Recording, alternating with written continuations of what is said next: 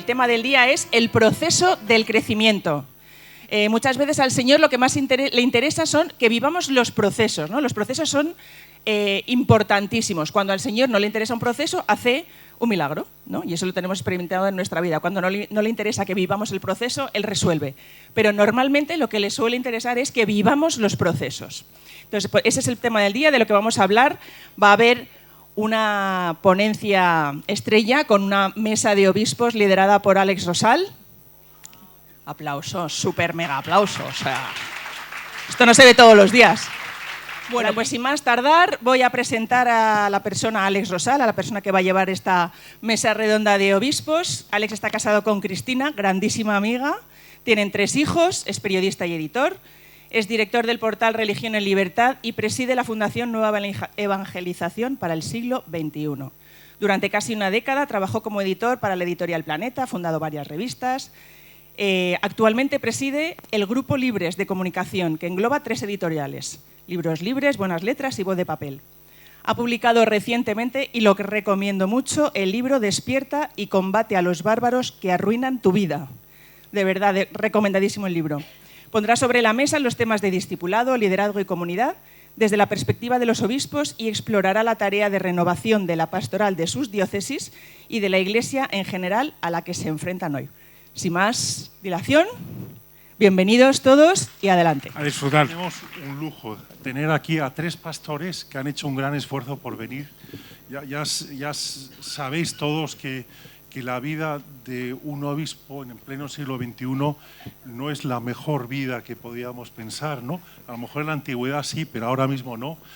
Por lo tanto, si os parece, le recibimos con un aplauso por agradecimiento.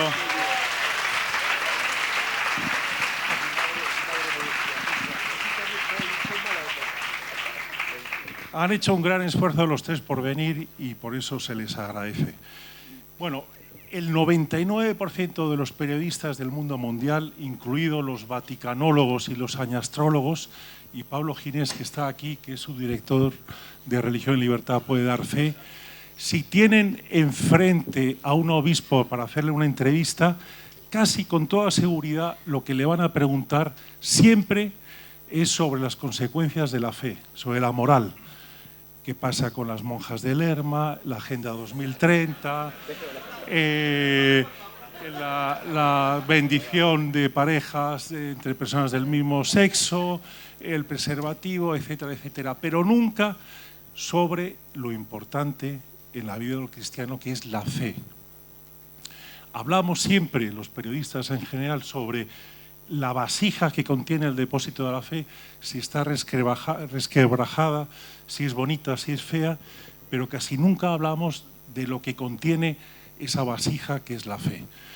Bueno, hoy tenemos el lujo de tener a estos 3 obispos para hablar no de esas consecuencias de la fe o de la moral, sino justamente de lo que nunca suelen comentar en las entrevistas, que es sobre la fe y la evangelización. Les explico muy rápidamente la metodología porque tanto Tote como Emilio como Cristi me han dicho que tiene que ser algo muy ágil. Les voy a presentar brevemente, aunque todos ustedes los conocen.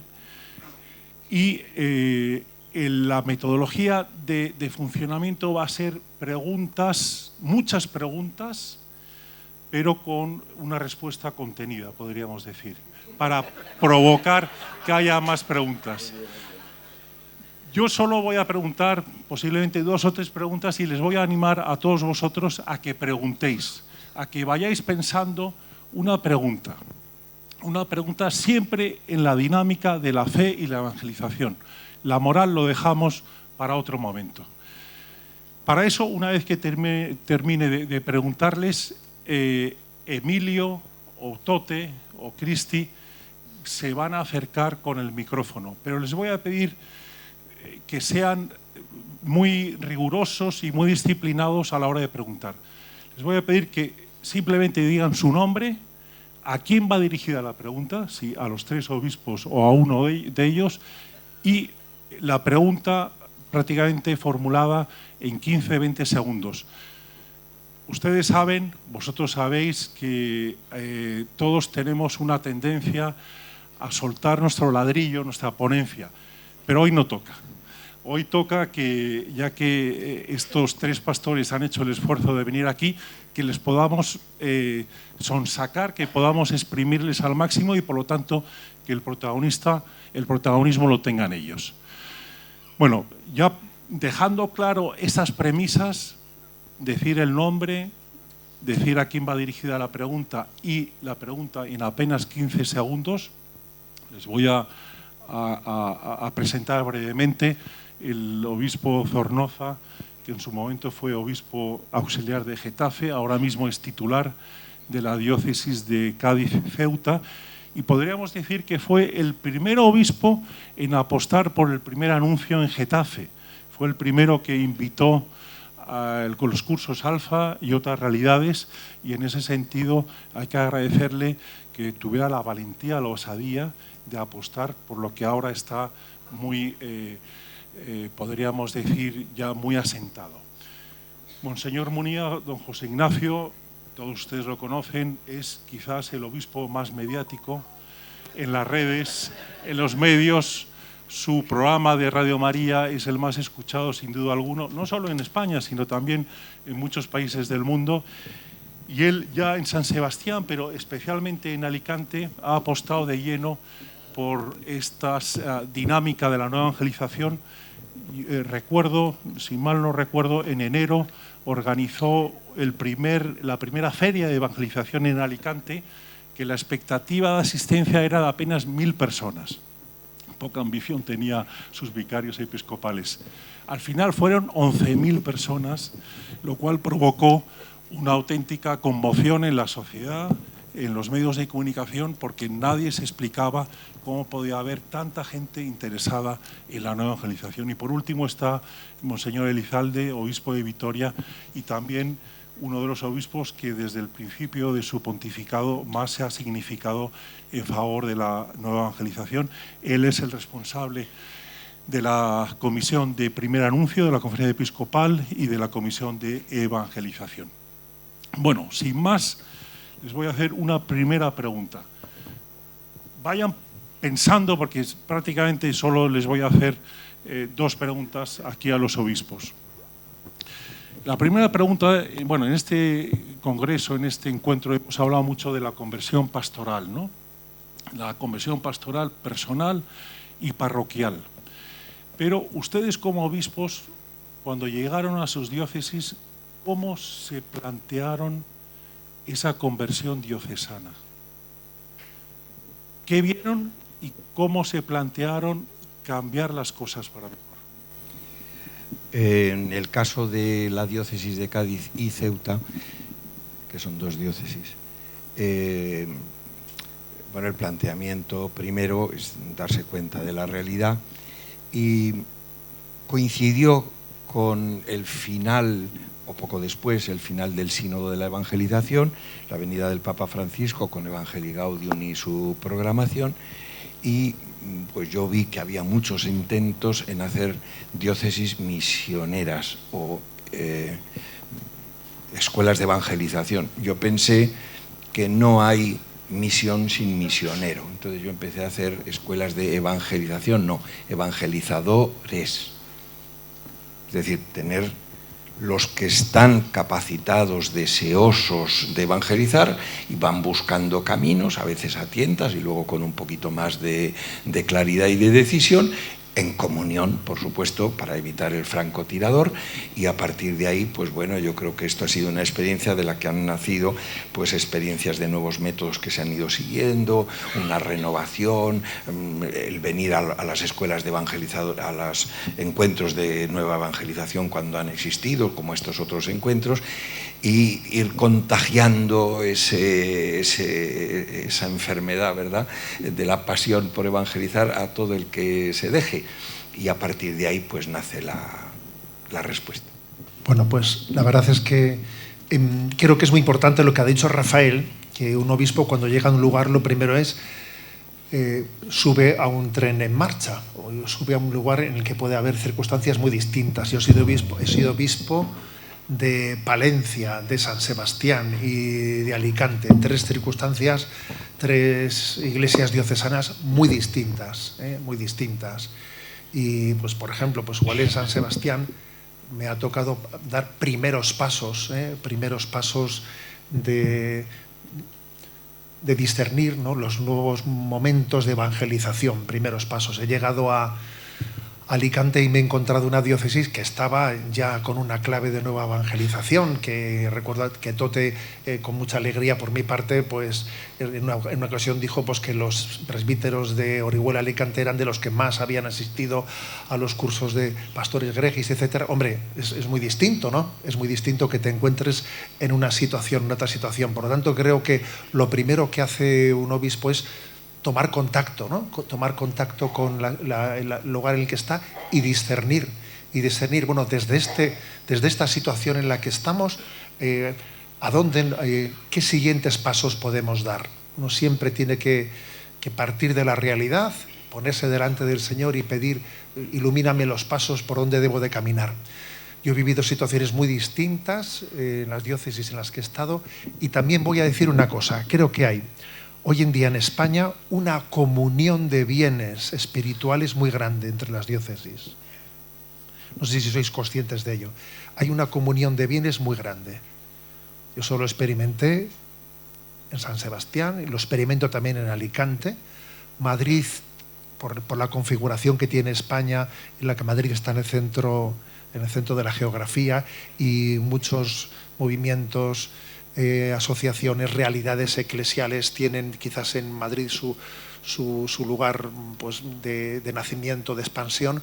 Tiene un efecto muy benéfico en el resto de España. Y también eso pasa en Alicante, ojo, que Alicante se puede convertir en un momento determinado en un lugar en el que te encuentras con Madrid allí presente, ¿no? O sea, creo que también hay una comunión, madre mía, hay una comunión de bienes en el seno de la Iglesia de España muy interesante. Creo que sí, esto es una característica que está aconteciendo en España. Pienso que eso también en mi vida de pastor, uno está atento diciendo dónde miro, de dónde puedo beber, de dónde puedo discernir, el estar abierto a lo que el Señor va haciendo en otros lugares, que creo que esto también forma parte del alma de Transforma. Venimos y estamos atentos, ponemos el oído en lo que el Espíritu está haciendo. Es una forma concreta, ¿no?, de ponernos en clave, pues de iglesia misionera, ver lo que el Espíritu hace y discernir, pues, en qué medida y de qué manera podemos trasladar a nuestras diócesis. Esa sería, pues, yo creo que la reflexión a tu pregunta. Yo hace 8 años en Vitoria, pues cada uno empieza como puede en el tren en marcha que es la diócesis, ¿no?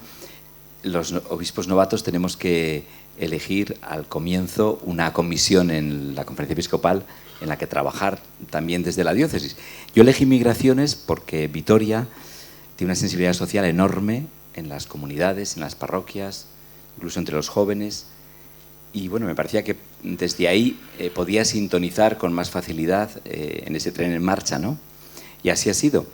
Pero conforme han ido pasando los años, me he dado cuenta que la gran necesidad es el primer anuncio y la evangelización tú a tú, partiendo de la realidad que uno tiene, ¿no? Entonces, entre que hacía falta también en esta comisión y sobre todo que hacía falta en mi diócesis, pues en marzo de este año me cambié de comisión, pero por puro interés, por el interés de mi diócesis, porque tenemos que remar en esa línea si no queremos acabar con toda la comunidad muy unidos, pero en el cementerio. Entonces, estoy como empezando, estamos empezando. Afortunadamente hay un equipo de nueva evangelización que ya está funcionando muy bien y casi yo me sumaba al carro ese. Entonces, por puro interés diocesano, quiero estar en primera línea. Bueno, muchas gracias. Una doble pregunta. ¿Qué ha supuesto el primer anuncio y todas las herramientas nuevas de evangelización en sus diócesis? ¿Y qué seguimiento o qué consecuencia ha tenido para los cristianos, podríamos decir renacidos, los que han experimentado a Cristo, ese, después del primer anuncio, el integrarse en una comunidad parroquial, en una comunidad eclesial?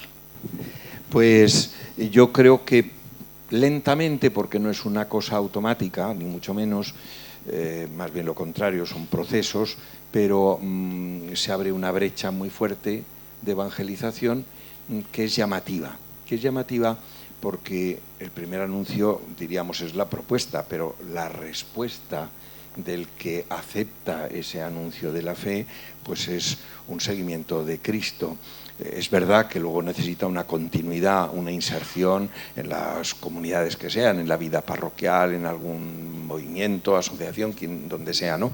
Pero eso ya es una brecha abierta y una bocanada de aire fresco que es capaz de renovar algunas comunidades. Y es como un punto de referencia que va a más, porque en estos métodos yo he experimentado, como en otras cosas, que es muy influyente el boca a boca y que nosotros podemos hacer programas, escuelas de evangelizadores y una serie de propuestas pastorales, pero que realmente empieza a haber un movimiento de evangelización cuando hay personas que han descubierto algo verdaderamente interesante, mucho más si les llega a cambiar la vida, y ellos hacen una difusión que tiene un seguimiento. Entonces esto es el inicio de un proceso. Luego, lo que nos interesa en este Transforma, sobre todo en esa perseverancia de después, habría mucho que hablar, porque claro, ahí es verdad que hay que buscar una formación creciente, una maduración en la fe, llegar a crear unas comunidades vivas, participativas.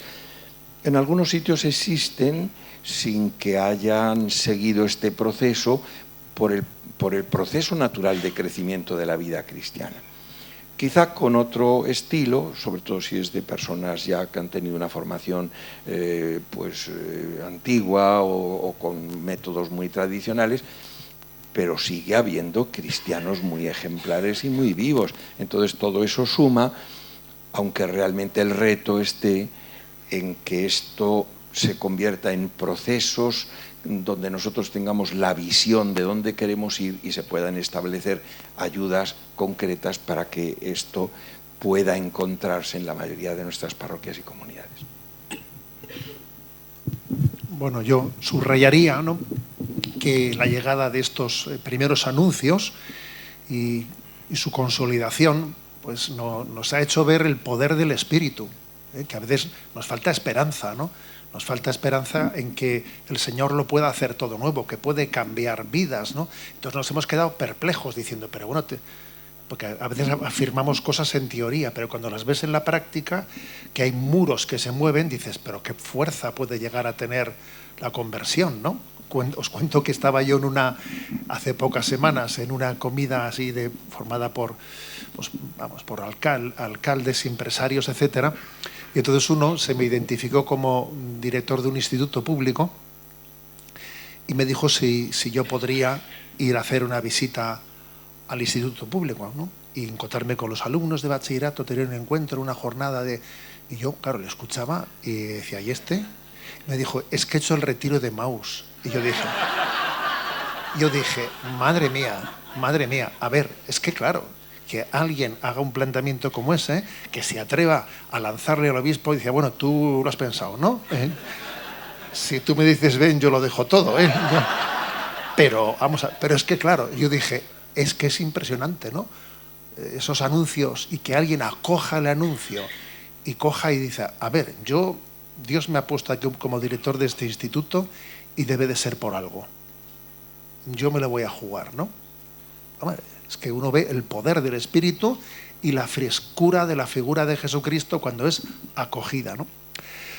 También otra cosa que os comparto es que en la diócesis hemos hecho un esfuerzo grande porque, claro, tantos anuncios, tantas propuestas de primer anuncio, pueden también, si no se coordinan bien, si no tienen una visión global y conjunta, pueden también a veces superponerse o llegar a ciertas competitividades o nos pisamos el callo unos a otros. Entonces, una cosa que hemos hecho en la diócesis es que el vicario, ¿no?, pues de evangelización, que por cierto creo que está por aquí, Miguel Ángel, ¿no?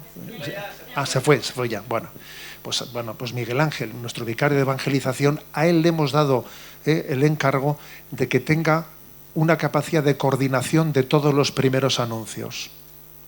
Y a todas las realidades de primer anuncio les hemos pedido que en Vicaría de Evangelización tengan, entonces pues hemos hecho un programa para el próximo curso que está ya publicado, que se ha entregado, ¿no?, pues en el encuentro de junio a todo el mundo, en el que en ese programa de junio hay pues 40 y pico retiros de primer anuncio para el próximo curso, con la fecha y el lugar puesto ya. Pues los de Maús hacen esto, pero pues las semanas de vida en el Espíritu son estas, los cursillistas de cristiandad hacen lo otro, etcétera. El hecho de que la Vicaría de Evangelización tenga la capacidad de conjugar todas las propuestas es importante, porque puede ocurrir pues que en unos lugares se hagan primeros anuncios pisándose muchos unos a otros el terreno, cuando en la diócesis haya lugares en los que necesitamos entrar, diciendo, a ver, vamos a por Benidorm. ¿Me explico? Vamos a por Benidorm. No vamos a estar aquí todos en Alicante. Vamos a Benidorm. Venga, vamos a Torrevieja, vamos a tal. Entonces, la Vicaría de Evangelización en esa labor de coordinación de todas esas primeras iniciativas creo que es clave. Es clave, ¿no?, para que haya una visión conjugada de todas las propuestas, porque ya sabemos lo que ocurre, ¿eh? Luego comienzan pues, los celos, pues el superponernos unos a otros. Además, estas realidades de primer anuncio tienen una cosa buena, pero que tiene su debilidad, y una cosa buena que tienen es que los líderes los cambian con pues muy, digamos, en 2 o 3 retiros tienes líder nuevo. Eso es muy bueno, para que nadie se apegue ni se eternice, pero es verdad que no le da una visión de conjunto a alguien que tiene un liderazgo tan breve. Por eso yo creo que es muy bueno que la Vicaría de Evangelización tenga la capacidad de tener una visión de conjunto y hacer una propuesta de expansión por la diócesis, ¿no? Pero vamos, yo solamente le puedo bendecir a Dios por ver, ¿no?, el poder del Espíritu, y obviamente pues nos hacemos la pregunta, así hemos concluido el curso, este curso pastoral, con un encuentro que estuvieron ahí, ¿no?, Toti y Cristi, con la pregunta de ¿y después qué? Que obviamente, ¿no?, esa pregunta de ¿y después qué? Pues es clave, ¿no?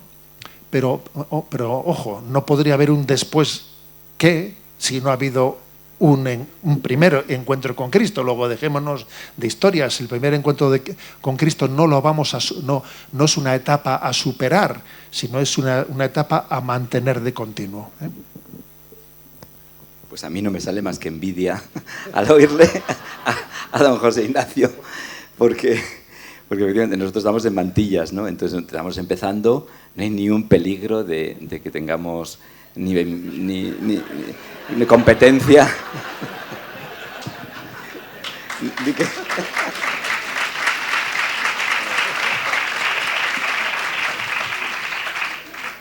Ni que vaciemos ninguna parroquia, ni nada de nada, ¿no? Porque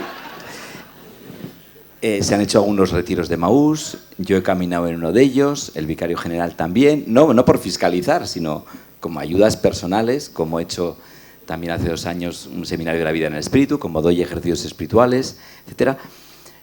Pero efectivamente yo lo que veo, por supuesto que estamos ahí ya tratando el tema del discipulado, pero vamos, sin ninguna prisa, porque aún estamos en ese primer momento.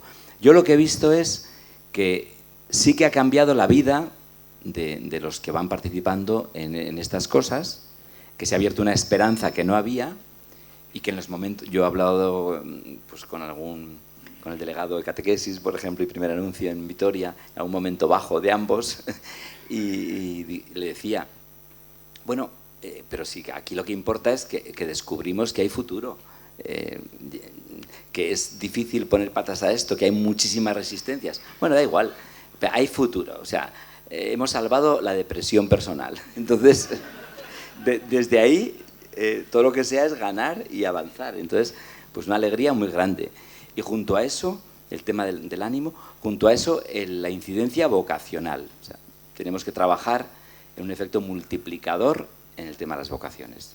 a la vida consagrada, a la familia, al sacerdocio, y ahí, pues de la mano también del primer anuncio, pero de una forma incisiva, pues yo creo que ambas realidades, lo vocacional con esto que estamos tratando, se complementan y se alimentan mutuamente.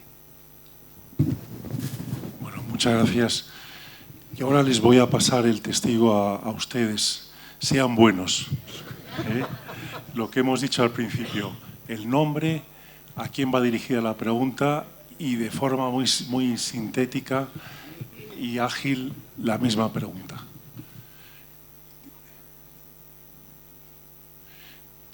Freddy, ¿verdad? Freddy. Fernando, pero me dicen Ferdi, cura de Granada, para don Juan Carlos.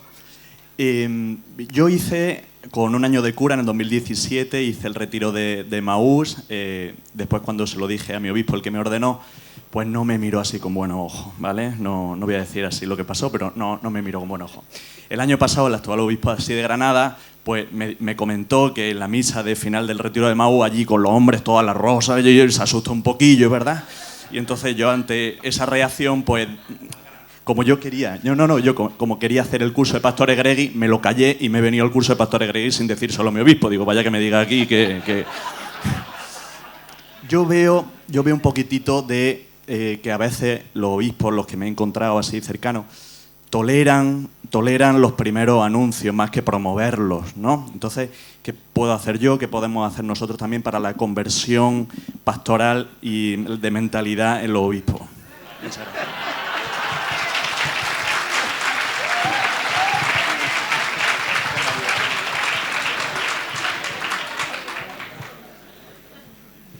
Bueno, ingenuamente, don Jesús Úbeda, al proponer las fechas del primer anuncio en el primer semestre en Madrid y tal y cual, pues así, resulta que una de las posibilidades que había era las fechas en que estábamos los obispos, la Asamblea, la Conferencia Episcopal en Madrid.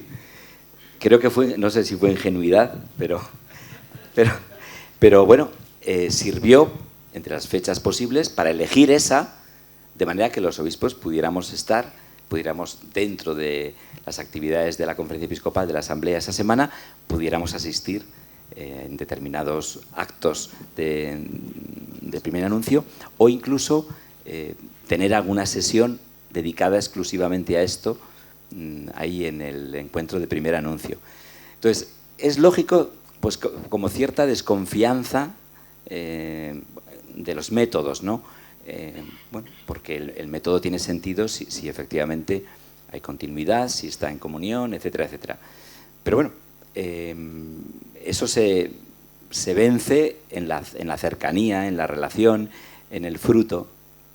Si tu obispo lo que ve es fecundidad, crecimiento en la gente que participa en estas cosas, comunión con la Iglesia diocesana, fortalecimiento de las parroquias de origen, pues yo creo que la realidad es tozuda y quita los prejuicios, y aunque a los obispos nos cueste más, finalmente caeremos.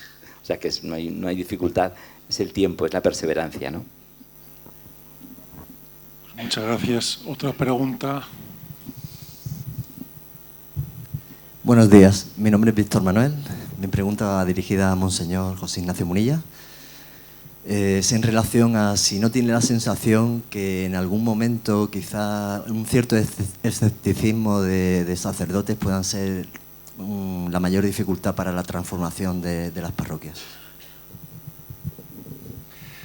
Sí, sin duda. Y conectando un poco también con la pregunta anterior y con esta, pues yo decía, a ver, en el fondo, un obispo cómo pierde miedo y un sacerdote cómo supera ese escepticismo. Pues yo creo que en gran medida estando con la gente y viendo lo que el Señor hace en la gente. O sea, un obispo sí verdaderamente trata con la gente, vas viendo, oye, fíjate el bien que le ha hecho el otro. Yo, por ejemplo, he experimentado ver cómo el episcopado español ha ido poco a poco, viendo el efecto de Radio María en la gente. Porque ahora haces visitas pastorales, ves a los enfermos, estás con el otro. Entonces, cada vez que han ido pasando los años, en las plenarias de las conferencias episcopales, te dicen los obispos: oye, José Ignacio, que voy visitando a la gente y veo el efecto, veo ecos. O sea, si estás con la gente, vas recibiendo el eco de qué le hace bien a la gente. Y con los sacerdotes, a ver, ¿cómo se vence el escepticismo de un sacerdote? Pues viendo la conversión que acontece en los fieles. Os puedo decir que para un sacerdote, una de las fuentes de las que Dios se puede servir para su conversión es ver lo que Dios hace en las almas, diciendo: madre mía, ¿no? A veces, por ejemplo, una confesión es un lugar en el que el ministro puede llegar a recibir una llamada a la conversión. Cuando ve que alguien se confiesa de sus pecados con un deseo de conversión y de renovación, y dice el ministro: madre mía, ¿y yo? ¿Y yo qué? ¿No? Entonces, esto de que no sé si se sabe si es el buey el que tira del carro o el carro el que tira del buey, ¿sabes? Pero esto acontece en la vida de la Iglesia. Para vencer esas reticencias del obispo, para vencer el escepticismo del sacerdote o lo que sea, hay un método, un método, que es ver el fruto de la conversión, que te interpela y dice: madre mía, y esto es posible, y esto es tal. Yo creo que, yo a veces incluso cuando, esto no está muy bien decirlo, pero a veces cuando he visto a una persona pues un tanto escéptica, etcétera, a veces le dices a alguien: vete y habla con él, porque sabes que le va a hacer un bien espiritual, sabes que le va a compartir, ¿no? que le va a abrir un horizonte, que le va a ayudar a tener fe en la fuerza y el poder del Espíritu. Con lo cual, yo creo que frente a esas reticencias y frente a esos escepticismos, lo que podemos hacer para superarlos es nuestra propia conversión. Porque cuando alguien se convierte, eso en su entorno va generando unas ondas difusivas que superan miedos, prejuicios. Obviamente también a veces hay ideologías que todavía nos hacen más resistentes. Y superar una ideología no es fácil, pero el Espíritu Santo lo puede todo. Y yo creo que el poder que tiene ser testigo de una conversión en la vida de un sacerdote es muy fuerte. Buenas, pues mi nombre es Almudena y la pregunta va para don Rafael. Y mi pregunta es si puede evangelizar todo el mundo, y quiero matizarlo, ¿no? Que a lo mejor te puedes encontrar en esta vida gente con muy buenas intenciones, pero a lo mejor un poco pollo sin cabeza, que a lo mejor no está bien formado o trae con muchas heridas o tal, un poco que pueda terminar siendo un ciego que guía a otros ciegos. Entonces, ¿es para todo el mundo puede evangelizar? ¿Y cómo se discierne eso? Pues yo creo que sí, siempre que sea cristiano.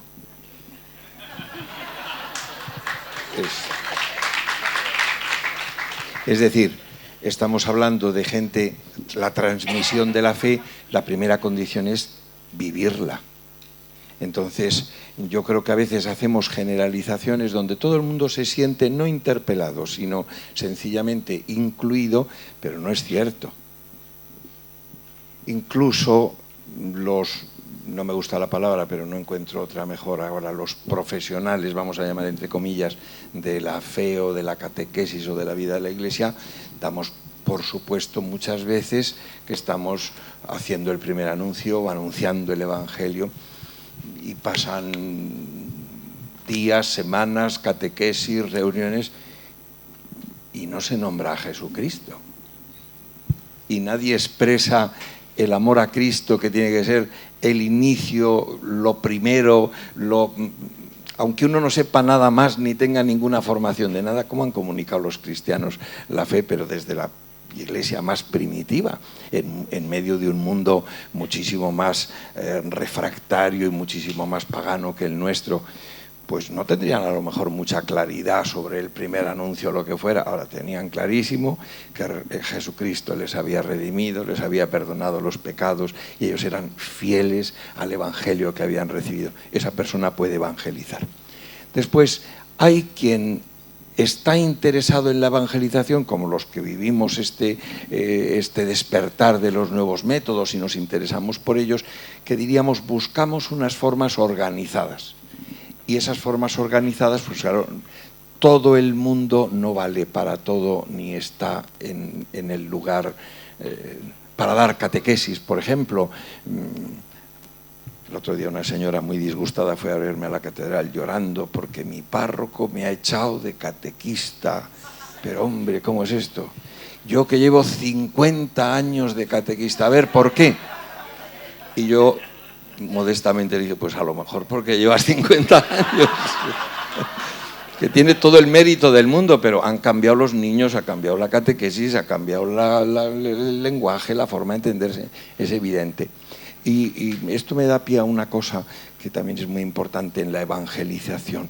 No podemos convertirnos, perdonad la vulgaridad, pero en frikis de la evangelización. O sea, toda la evangelización no es hacer lifting o unos oratorios de no sé qué. Evangelizan las minorías creativas. Y donde hay una comunidad cristiana, donde hay unos matrimonios jóvenes que tienen hijos, que van a misa juntos, es que la gente dice, ¿de qué parroquia son estos? Es que es así, y están evangelizando. Y el que da un criterio cristiano, hoy hablamos mucho de valores y cada uno entiende, porque esto de los valores ya, ya no es tan unívoco como hace un tiempo. El que tiene una vida cristiana y defiende los valores del Evangelio, esos valores que antes todo el mundo aceptaba porque estaban hasta en los derechos de las Naciones Unidas, en la Declaración de los Derechos Humanos, hoy el defender la vida, la dignidad de la persona, el valor del matrimonio, esto ha empezado a ser no contracultural y contracorriente, a veces peligroso. La gente que vive con coherencia su fe y es capaz de vivir con naturalidad, expresar sus criterios, comunicar su amor a Jesucristo, ya lo creo que evangeliza. Ahora, es la evangelización del testimonio, es una siembra, es decir, eso para los curas es muy importante, lo tenemos que pensar muchas veces, nos pasamos el día sembrando, los frutos los recogerán otros, seguramente. Como yo recojo los frutos de lo que han sembrado otros y digo, oh, qué maravilla, en mi parroquia ha salido, toma, la ha educado su madre en su casa y tal, y yo he venido aquí a poner la guinda de la tarta en el último momento y luego me pongo una medalla. Entonces, hablamos de una evangelización que es muy amplia, donde hacemos una siembra y es el Señor el que lo hace fructificar, pero si tenemos fe, todo el mundo debe y puede evangelizar, creo. Tenemos apenas 20 minutos y yo creo que hay muchas manos levantadas. Entonces vamos a seguir con la dinámica que está yendo muy bien de ser muy concretos, pero aquí a los pastores les voy a pedir contención. En esta parte va bien, aquí va regular. Entonces, bueno, vamos ahora a armonizar ambas partes. Nos quedan 20 minutos. Buenos días, yo me llamo María. Y es una pregunta para los tres obispos, a lo mejor una respuesta en un minuto. El 17 de abril del 2033 celebramos el aniversario, el 2000 aniversario de la resurrección de nuestro Señor y Pentecostés. Entonces yo pregunto, ¿cómo soñáis? ¿Qué imagináis? ¿Cómo imagináis esa celebración, ese momento de celebración para la Iglesia en España? ¿Y qué importancia juegan los jóvenes?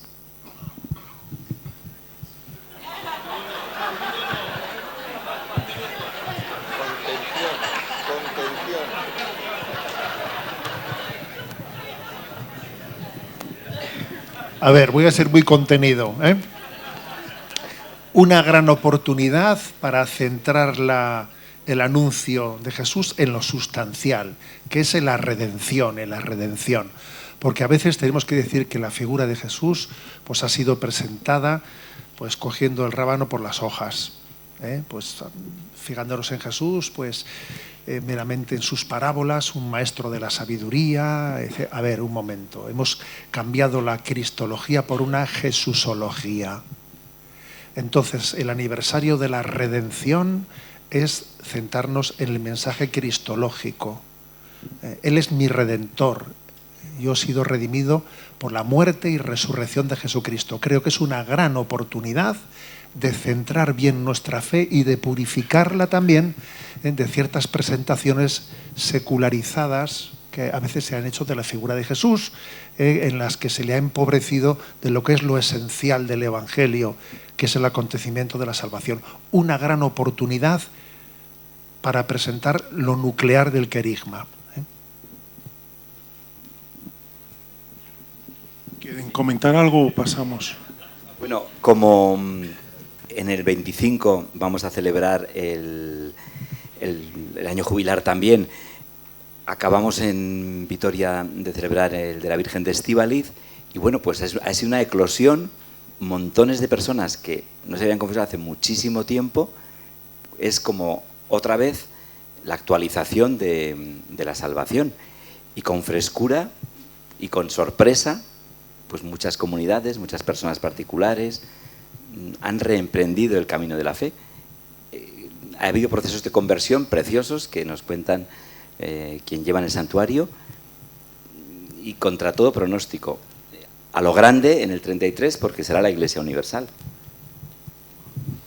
Yo le pido al Señor que seamos capaces de encontrar el camino de modo que se encuentre la oferta y la demanda.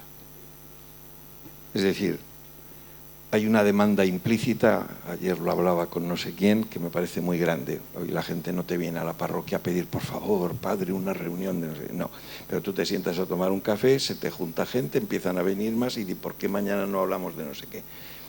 Hay una necesidad, una gran necesidad. Y tenemos lo mejor que ofrecer, el mejor mensaje, la persona de Cristo, la acción de la gracia, pero no encontramos ese camino. Ojalá seamos capaces de encontrar con los nuevos métodos, con este anuncio, el lugar de encuentro, porque eso sería, bueno, la bomba atómica. Buenos días, mi nombre es Marcelo y la pregunta va dirigida a don Juan Carlos. Es una pregunta mezcla propuesta, ¿no? ¿Por qué no se invierte o se toma más en serio el tema de los recursos económicos para la nueva evangelización? Por ejemplo, desde el mismo hecho de que se marca la X, disponer una parte para la inversión para la nueva evangelización. Eso es todo. Sí, mi mantra es que las personas son antes que los tejaos. Y aunque los tejaos de las iglesias sean para las personas, es indirecto. Y bueno, en ello estamos y efectivamente lo que no se presupuesta no existe y lo que no tiene un buen presupuesto no se valora. Creo que es importante y creo que también en ese sentido los obispos sí estamos concienciados. Más preguntas. Mi nombre es Rafael, vengo de la parroquia de los Santos Inocentes en Madrid. Mi pregunta es para don José Ignacio Munilla. Para una parroquia que está en proceso de conversión pastoral, que vive ya asentado el primer anuncio, que ya tiene un discipulado, ¿sobre qué cimientos constituir grupos estables parroquiales, dejando a un lado ya los movimientos que tienen su lugar también en las parroquias? ¿Sobre qué claves habría que construir grupos estables, comunidades de fe, que estén en permanente tensión misionera, pero que no sean comunidades de gente quemada, mano de obra para misionar, sino que a la vez también tengan un alimento espiritual sólido? Bueno, esa es la pregunta clave del encuentro y el después qué, ¿verdad?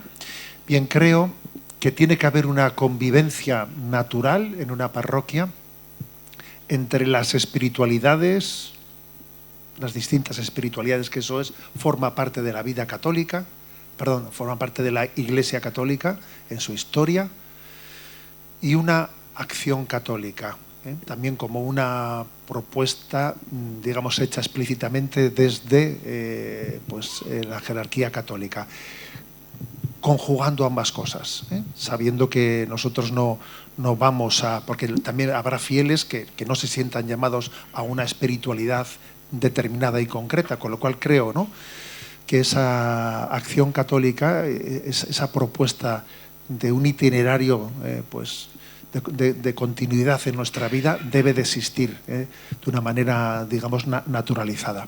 Creo que también una parroquia debe de tener la capacidad de hacer una propuesta de ejercicios espirituales al conjunto de sus fieles, de ejercicios espirituales, que creo que serían la continuidad natural después de los primeros anuncios.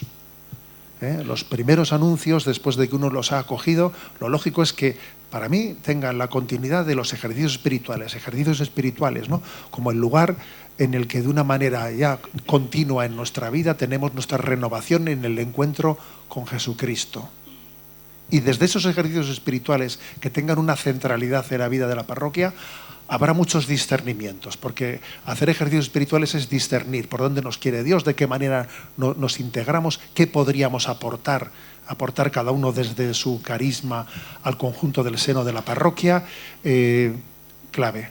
Y creo que también una parroquia siempre debe de tener un consejo pastoral que sea algo más que un consejo de pastoral entendido como el responsable de cada servicio, sino un consejo pastoral que integre un consejo de evangelización, que haya personas que estén siempre en clave de discernir por dónde deberíamos ir en el futuro. O sea, un consejo de evangelización que tenga una capacidad visionaria de cuestionarse por qué pasos nos faltan por dar. No limitarnos a un consejo pastoral que conjuguen a los encargados de cada servicio que estamos prestando. Este aspecto creo que es clave. Nos quedan 10 minutos. Vamos a intentar dar paso a 4 preguntas. Vamos a ver si lo conseguimos. Luis Cort, yo quería preguntar por el primer anuncio rural. Cuando vas, yo voy bastante por pueblos, te encuentras al párroco, que son 16 pueblos, está muy solo, deprimido tal vez, peleado con el de al lado, y uno, no sé, dice, ¿por qué no se juntarán? ¿Harán lo que ellos predican? O sea, no sé, da un poco de eso de que no hay sacerdotes y tal, será verdad, pero es que los párrocos de pueblo están muy solos, pero no sé, un poco cómo enfocan ustedes esa revitalización rural tan importante. Yo no tengo esa realidad de tantísimos pueblos pequeños muy dispersos. En Andalucía, la mayoría por lo menos, y sobre todo en la costa, son pueblos grandes y están bastante asequibles o accesibles a las ciudades. Entonces, las cosas que ha habido, las propuestas nuevas, han llegado bastante a todo el mundo. Quizá no del todo como pretendes, pero han llegado bastante. Por otra parte, la gente hoy se mueve, no están encerrados en su pueblo, tienen coches, salen para todo. Sí, pero yo creo que sí que es una asignatura pendiente, porque hay una queja, en mi diócesis hay una queja continua de que todo lo hacemos desde Vitoria, que es verdad que de 330.000 habitantes la ciudad tiene 250.000, pero a la vez, precisamente por eso, es una injusticia no prestar más atención a lo diverso y a lo pequeño, ¿no? Entonces, bueno, yo creo que sí que es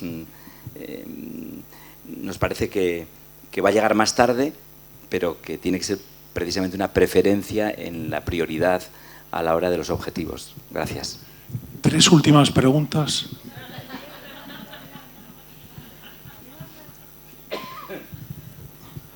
Buenos días, mi nombre es Óscar Olivares y mi pregunta va a Monseñor Munilla en relación al marco de la nueva evangelización y el uso de la tecnología y las redes sociales.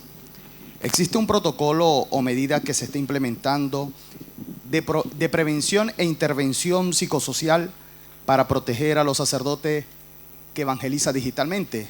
Lo digo en relación al tecnoestrés, que es considerado uno de los riesgos psicosociales emergentes de la nueva evangelización. Bueno, está claro, ¿no?, que en las tecnologías tenemos una gran oportunidad, un gran instrumento de evangelización, y cada vez vemos con más claridad que tenemos pues un gran peligro. Para saberlo, el hecho de que el Estado de Nueva York haya llevado a las grandes tecnológicas a juicio ante los tribunales, que es un embate muy importante. Yo estoy siguiendo ese recurso legal con mucha atención, ¿no? El Estado de Nueva York ha llevado las grandes tecnológicas a los tribunales, pues por entender que existe un diseño de las tecnologías pues que tiene una intencionalidad de atraparnos en ellas, de generar adicciones, etcétera, etcétera. Entonces, yo creo que todos nosotros tenemos que tener una clave de discernimiento. O sea, en la diócesis, fijaros, estamos poniendo en marcha el siguiente servicio. Voy a ser breve, ¿eh? A raíz de las visitas pastorales que yo estoy haciendo a los colegios, hemos detectado una petición de los padres de ayuda, pero urgente. O sea, hay una petición urgente de ayuda. Entonces estamos conformando un equipo dentro del Centro de Orientación Familiar para que un colegio que tenga que nos dirija una petición, un AMPA de padres, les ofrecemos el formarse sobre los riesgos que tiene la tecnología y hacer un servicio de mediación entre ellos en un colegio, de manera que todos puedan tomar una decisión compartida de decir, la decisión de todos los padres de este colegio es, venga, que vamos a entregar a nuestros hijos a los móviles con esta edad y vamos a todos a quedar de acuerdo en que el uso va a ser con estas horas de restricción, con estas y en estas. Es decir, hacerse fuertes en la autoridad moral que te da el tener una decisión compartida en todos los padres de un colegio, porque eso obviamente te da más capacidad de poder tener una disciplina con los hijos. Bien, pero esto lo decimos de cara a los pequeños, pero los mayores y los sacerdotes tenemos también un problema, ¿eh? Tenemos un problema. Yo creo que ese es un tema que no hemos explorado, pero creo que la amistad sacerdotal, y ahora entro también un poco en lo que la pregunta anterior que hablaba de la soledad de los sacerdotes, ha quedado yo un poco pendiente de respuesta. Creo que los sacerdotes nos tenemos que ayudar entre nosotros para superar también los riesgos de las adicciones. Los riesgos de las adicciones. Sabéis que a mí se me presentaron hace poco un grupo de chavales de 16 años, 17 años. Se me presentaron, me pidieron cita y eran 6 creo que eran chicos. Y me dijeron que entre los 6 habían tomado la decisión de ayudarse para acabar con la pornografía. Y entre ellos tenían en sus móviles un dispositivo en el que uno veía a dónde habían entrado los demás. Y entre los 6 se tutelaban para que no tuviesen un uso malo. Y vinieron a verme y me pidieron su bendición. Y a mí, la verdad, me acongojo ahora de verles luchar. Dije, he aquí estos chavales que dicen, nos vamos a ayudar. Joder. Y yo les dije, y yo pensé para mí, madre mía, esto tendríamos que hacer muchos, ¿eh? No solo estos chavales, nos tendríamos que ayudar entre nosotros. O sea, creo que los sacerdotes nos tenemos que ayudar entre nosotros, con muchas fórmulas, porque la soledad unida a la tecnología te puede desencarrilar. Nos hacemos adictos, el mundo de Internet nos aleja de la oración, de una lectura profunda, de una convivencia. Nos volvemos unos raros, ¿eh? Entonces, ¿qué pasos se podrían dar? Que es tu pregunta, ¿no? A ver, la verdad es que en ese punto creo que estamos totalmente a por uvas. Y en muchos temas estamos a por uvas, ¿eh? A mí me gustaría ver a la Santa Sede personándose en esos litigios contra las grandes tecnológicas. Porque si las grandes tecnológicas han sido diseñadas para atraparnos, tenemos que estar ahí. Que eso es todavía más grave que las consecuencias del cambio climático. O sea, y creo que me gustaría también que nosotros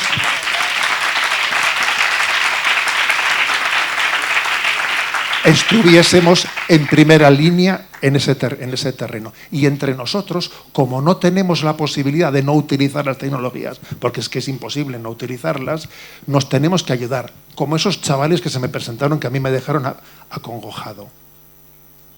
Nos tenemos que ayudar, porque ya sabemos que somos muy lentos, y para cuando confirmemos iniciativas, madre mía. Solo tenemos tiempo para la última pregunta. Sí. Voy a ser breve.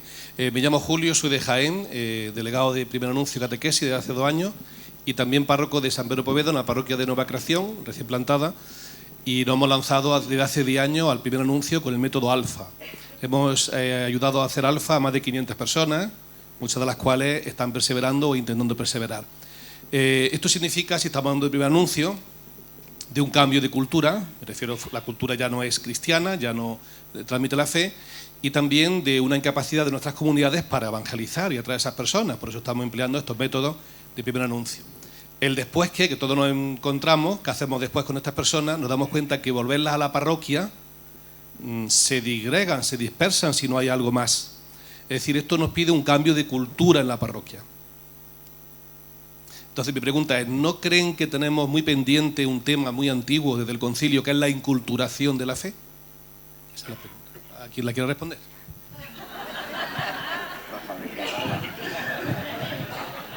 Una respuesta contenida tiene que ser, ¿no? Hay que contener también ciertas preguntas, porque esto es como preguntar sobre Dios en la Biblia. Vamos a ver, la inculturación es mucho más amplia que todo eso. No depende solo de los métodos de primer anuncio ni de una renovación parroquial.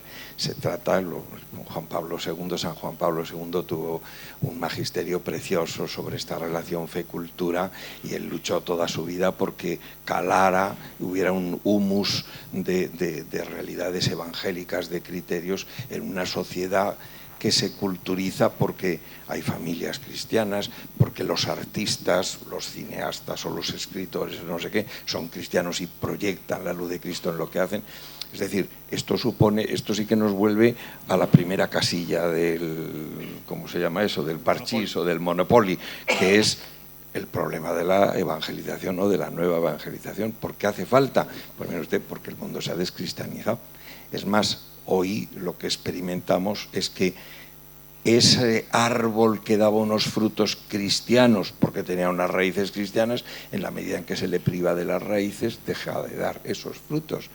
Por tanto, todo lo que es cristiano y se vive cristianamente deberá influir en esa inculturación o esa fe que se haga cultura. Ahora, yo me quedaría con algo más sencillo, que es que realmente nuestras comunidades tienen que ser muy vivas en la alabanza, en el testimonio, en el acompañamiento, como lugares que proyectan una luz de lo que es la comunidad redimida por Jesús, como ha pasado en las comunidades que han sido en lugares muy minoritarios, donde los cristianos eran muy minoritarios y sin embargo eran muy testimoniales y muy atractivas.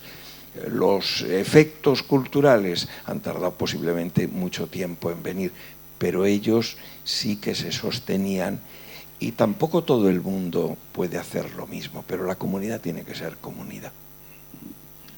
Bueno, pues muchas gracias. La verdad es que ha sido una gozada, ¿verdad?, tener este diálogo abierto para hablar de la fe y la evangelización con estos tres pastores. Ojalá se repita, estamos ya fuera de tiempo, pero les despedimos con un aplauso.